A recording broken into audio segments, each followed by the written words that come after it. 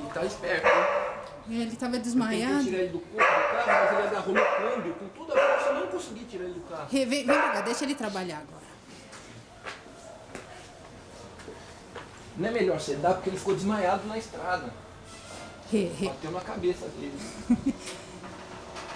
Vai, mocinho, vai. Vai, mocinho, vai que vai ser pro teu bem.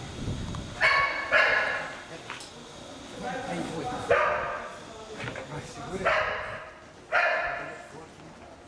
Pegou? Ele tá enganchado.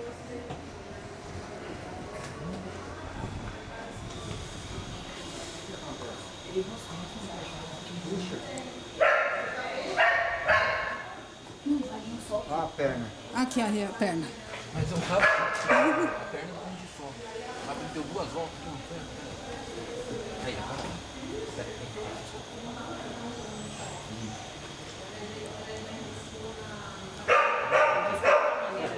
Aqui. Calma que vai. Peraí, quando eu falar assim.